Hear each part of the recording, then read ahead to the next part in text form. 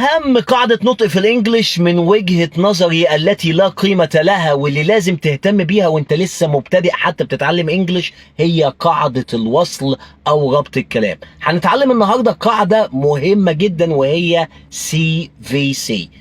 C يعني consonant أو صوت ثابت في الإنجليش اللي هو كل الحروف في اللغة الإنجليزية ما عدا حروف العلة أو الحروف المتحركة، و V هي الحروف المتحركة أو الأصوات المتحركة، و C اللي هو حرف ثابت. طب ما تيجي نفهم الموضوع ده من خلال مثال، والمثال هيبقى مصطلح كمان مفيد جدا ليك وهتتعلم منه.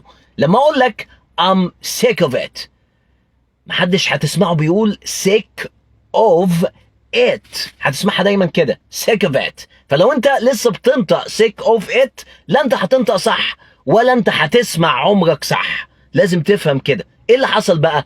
sick اخرها k، ده حرف ثابت صوت ثابت، وبعدين عندنا ده حرف علة فنقول كوف، وبعدين عندنا الاف اللي بتتنطق هنا في بس دي قصة تانية، وبعدين عندنا حرف علة وبعدين بعدها حرف ثابت فيبقى CVC sick of it.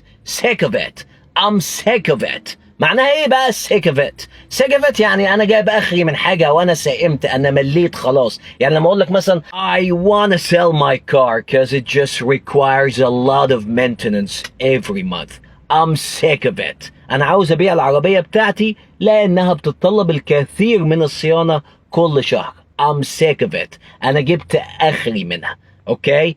لو الفيديو عجبك وتعلمت حاجة جديدة شير ولايك وسلام.